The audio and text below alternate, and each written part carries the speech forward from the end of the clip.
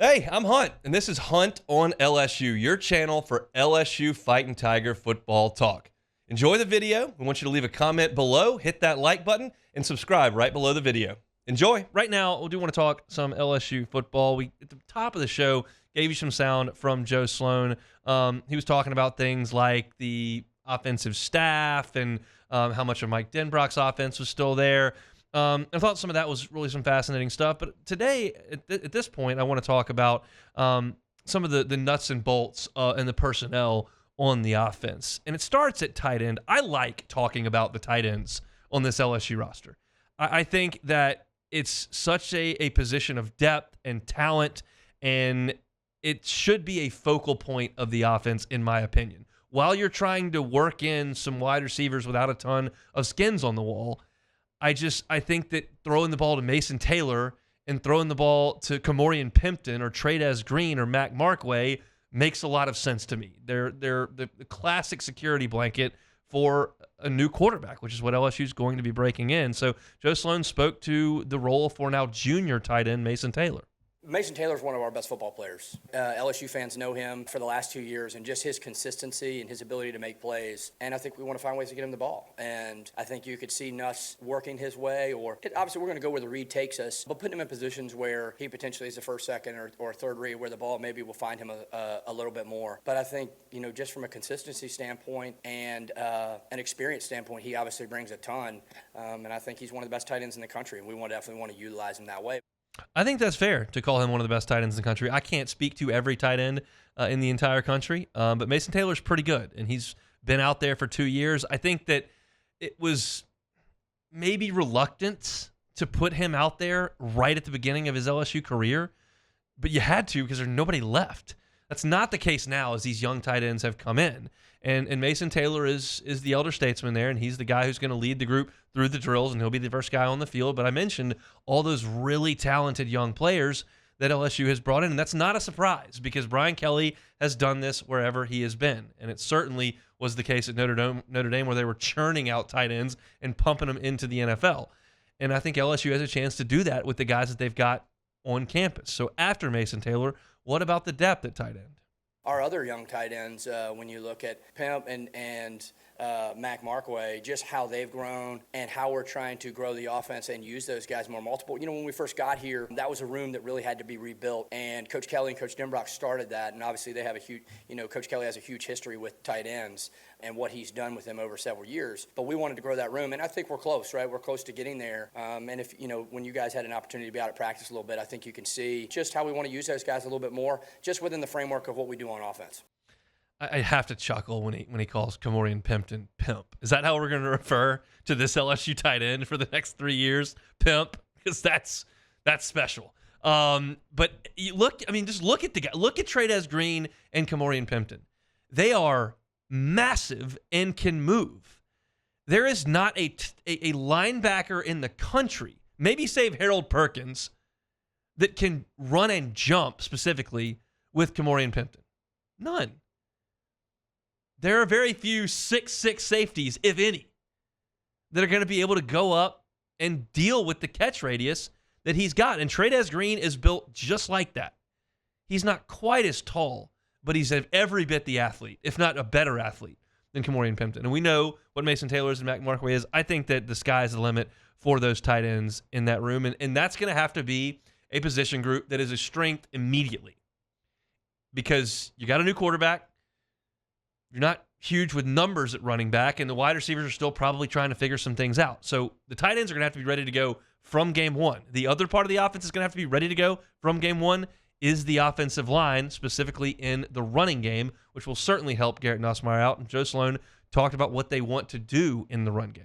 From the running back standpoint, I think you're going to see a few guys touch the ball. We're going to attack people. We're going to come off the football, and we're going to reestablish the line of scrimmage. With Brad Davis's mentality, he starts with the leadership and how he sets the tempo in the room, but really you watch, as he's been with these guys a couple years, you start to see it be player-led, and that's what we want to do. We want to establish a new line of scrimmage, and we want to attack people so that they have to fit the box, and then after that, we can let our skill players go do something special on the perimeter when they get the matchups. That's a little bit of coach speak, a little bit of cliche talk, but the fact is that you've got an offensive line that you feel like can do that. It's one thing to say it. It's another to have an offensive line that's ready to roll. And with Campbell and Jones on the outside and with Dellinger and Miles Frazier on the inside, that's just a ton of returning snaps. A ton of returning snaps. You feel like those guys should be able to go out there and reestablish the line of scrimmage. Now, they did not against Florida State last year. They did not against Alabama last year. And oftentimes, Jaden Daniels had to do some things that were fairly superhuman. But these guys are a year older, and they're a year better. And I'm excited to see what their progression is. And it's going to be really important for those guys that DJ Chester gets up to speed very, very quickly. And Joe Sloan yesterday spoke about the guy who's taking over for Charles Turner, who played a lot of football for LSU. Center is a hard job to do. Every play, you got to talk, you got to communicate, you got to get everybody on the same page. Then you got to snap the ball, then you got to block, right? And I think just how he, as a second-year player, has been able to go out and communicate effectively, consistently, and then the physicality he's still able to play with, right? Even as much thinking as he may be doing, playing with the physicality, and I think that's what's been really interesting to watch. And he has 4 returning starters around him, right? And he's a second-year player, and his ability to step in the huddle and communicate and take charge has been really good to see. I think he has a lot of the traits and qualities we want this program to be about, that Coach Kelly built this program on moving forward, and that's something I think already is showing at his young age, and I think will continue to show, and he'll be a great leader for LSU. Spring is not huge for everybody. I'm not overly concerned with Will Campbell's work this spring. I'm not overly concerned with Josh Williams at running back and what he gets accomplished this spring. Major Burns is changing position. That's a little bit of a different story. But, spring is not huge for everybody. But for DJ Chester, I think it is, because he's got to come in and grasp the offense and the terminology and get ingratiated into an offensive line that already knows its roles. You're just the only new guy. It's not like everybody's jumping in the foxhole to do this together and figure it out.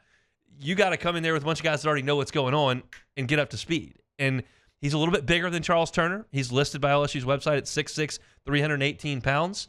That's lean enough to be a center. It's a little bigger than your traditional center, but hey, we saw Ethan Posick do it, so I'm sure DJ Chester can do it. But this is a big spring for him to get acclimated to what's going on up front, and those guys have got to be the strength of LSU's offense when you hit the field against Southern Cal. You've got to be really good up front as well as at tight end, and those are the 2 positions I wanted to focus on. And Sloan, then, to kind of cap things here, talked about how a veteran O-line, which this is outside of Chester, can help with Garrett Nussmeier's development. We're going to build from inside out. So especially when all of a sudden Nuss is coming in and hasn't started a bunch of games in the past, I think to have that consistency up front, right, so he can have that level of trust and just how those guys are playing, obviously led by Will and Emery, and just how they show up every single day, it speaks volumes. And I don't know that I could overstate what that means for a quarterback and what that means for our run game.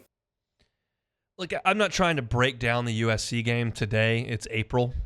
But I can already tell you, we could just record this right now and then run it back the week of the USC game. The offensive line needs to dominate early in that game, and then certainly late in that game.